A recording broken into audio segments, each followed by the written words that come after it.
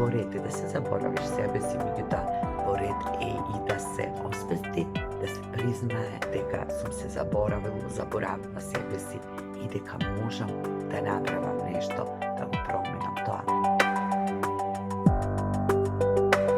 Здраво и добре дојдовте во уште едно видео на каналот Ти можеш. Темата на денешното видео, како што може да видите и во насловот, е се заборавив себе си, односно сакам да поразговараме малку за одредени периоди во животот кои што се забораваме себе си, затоа што сме преокупирани со некои други работи, со некои други луѓе кои што во одреден период ни се приоритет. И тоа е нормално, тоа е човечки и на сите ни се случува, меѓутоа, ако тој период потрае, ние може да се заборавиме себе си, односно да се ставиме на некое последно место и подоцна да се соочиме со последиците од тоа и да ни треба многу подолг период да може да се вратиме, односно да си помогнеме себе си и поради тоа сметам дека е добро колку што може побрзо и порано да детектираме дека сме се заборавиле себе си и од таа причина го снимам и ова видео. Фокусот овде ќе ми биде на тоа да освестиме, да си признаеме на себе си, да се соочиме со фактите дека поради известни причини сме се заборавиле себе си и како може да го промениме малку односот кон тие ситуации, луѓе, настани кои довеле до тоа да се заборавиме себе си, а во следното видео ќе снимам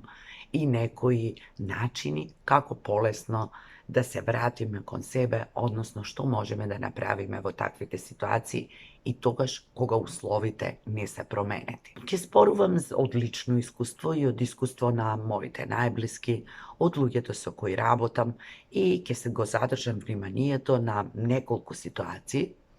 Например, кај помладите или кај оние кои што се едуцираат, тоа е подготовка на испити, дипломски работи, магистерски, период во животот во кој што се посветуваме на едукација, меѓутоа интензивно.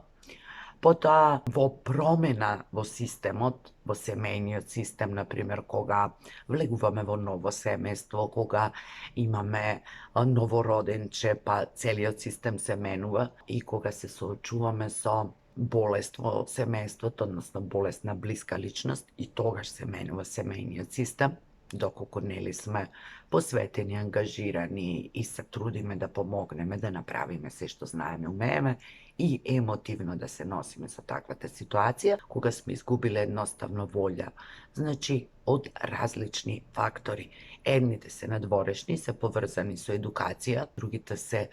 во врска со другите луѓе, односно оние кои што ни се блиски семејството. А исто така, нешто што е можеби заедничко за поголем дел од луѓето, тоа е посветеноста на работата, односно презафатеност, независно дали се работи за предолго работно време, за работење две работи,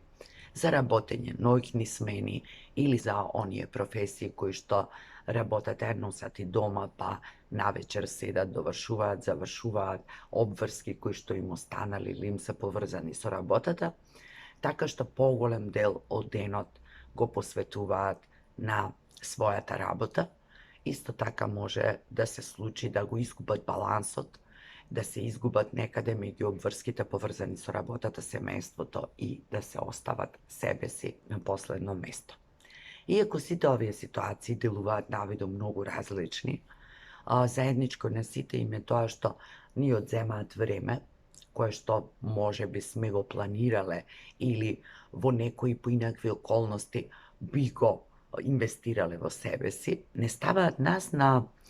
некое место поназад на листата на приоритети, затоа што мислиме дека во ред сега ова е поважно, во ред сега немам време за тоа, добро ќе го правам тоа кога ќе завршам со ова, толку сме емотивно инвестирани во таа одредена ситуација што не мислиме на себе си, на своето физичко и ментално здравје. И заедничко за сите тие ситуации,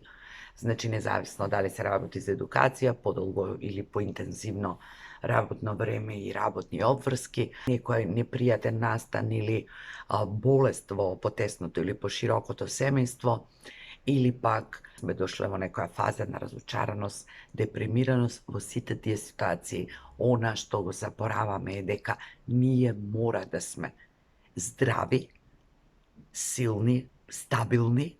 И кога зборувам силни, не мислам дека не треба да покажеме слабост, не треба да побараме помош, не треба да се исплачеме ако ни се плаче, да застанеме кога имаме потреба да одмориме. Токму во тоа ја гледам силата,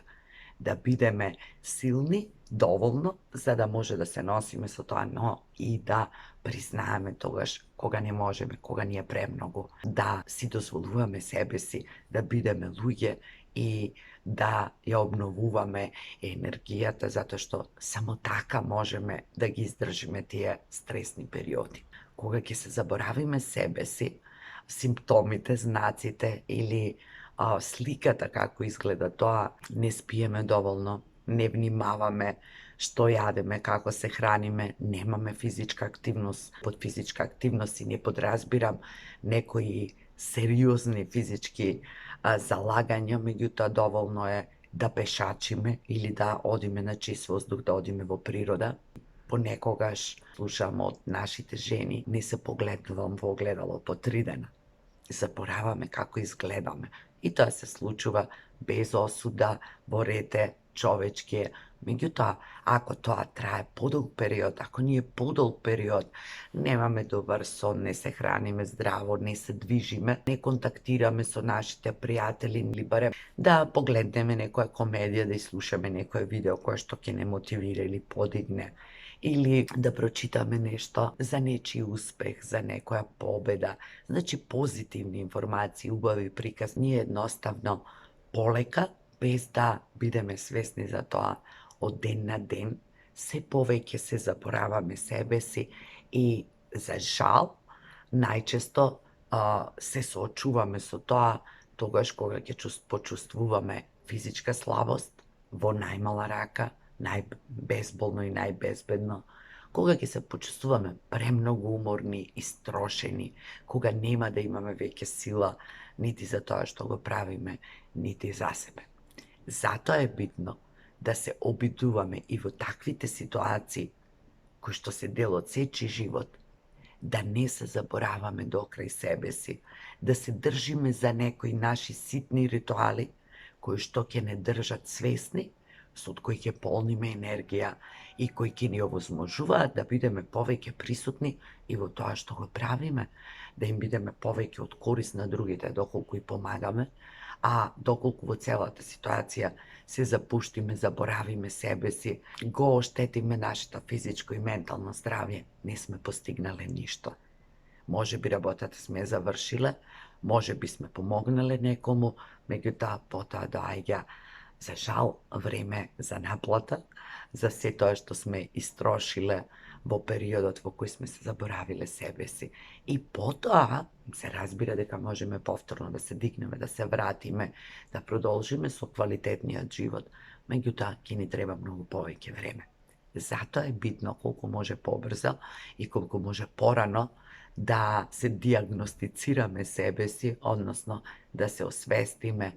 и да забележиме, да си признаеме дека сме се заборавиле себе си и да видиме што може да преземеме, кои ситни чекори може да ги направиме во условите во кои се наоѓаме, во се она што ни дозволува времето, начинот на кој живееме, за да не се заборавиме потполно и целосно себе си. Значи, поентата на ова видео ми е и во таквите ситуации да бидеме свесни дека сме ние битни, дека е битно да се чувствуваме добро и физички и психички, и дека паралелно во ситуацијата треба да се грижиме и за тоа, да водиме сметка и за своето здравје, а не само за туѓото, или да имаме и слободно време и време исполнето со забава, не само време за работа, или да инвестираме и во нашето физичко и ментално здравје, а не само во нашата кариера. И втората работа, која исто така е многу битна и сакам да ја нагласам, доколку се наоѓаме во таква состојба, да не се чувствуваме неспособни, слаби, невредни, неуспешни, туку да сме свесни за тоа дека не сме сами, дека има еден куп други луѓе кои се чувствуваат така дури кога не зборуваат за тоа и дека тоа е човечки дел од сечи живот, дел од патот кој што го одиме во нашиот раст и развој, во нашето секојдневно живење. Ќе бидам многу среќна доколку ова видео помогне некому да освести дека се заборавил себе си, дека може би е нормално човечки во ред на одреден период, меѓутоа остава последици и тоа ви го кажувам од искуство. И потоа бара многу повеќе време за да се вратиме кон себе и дека не сте сами, дека може тоа да го споделите со другите луѓе или ако ви го кажуваат, тогаш може да застанете и да ги чуете. И да не велиме не, немам избор, затоа што секогаш имаме избор. Дури и кога немаме избор целосно да се посветиме на себе си, целосно да ги остваруваме своите желби, соништа, планови, ние секогаш можеме да најдеме малку време и да направиме некој мал чекор, ако ништо друго, барем да останеме на патот, независно колку патчиња споредни ќе изодиме, сепак да останеме на главниот пат, рутата на која се наоѓаме и на која се чувствуваме безбедни, сигурни, здрави и можеме да им служиме и на другите и да бидеме доволно креативни, способни за да си ги завршуваме и нашите обврски и да го живееме животот онака како што доликува и како што сите заслужуваме. Ви посакувам убав ден, ви посакувам со поголема свесност да ги живееме деновите, особено во овој период во кој што се наоѓаме и сме оптеретени и од колективните случувања кои што пак директно влијаат и на нашите чувства, односи, организација на времето и така натаму. И во следното видео ќе се обидам да ви предложам неколку начини како полесно да освестите каде сте и што можете да направите да се вратите, односно да останете поблиску до себе. Имајте убав ден.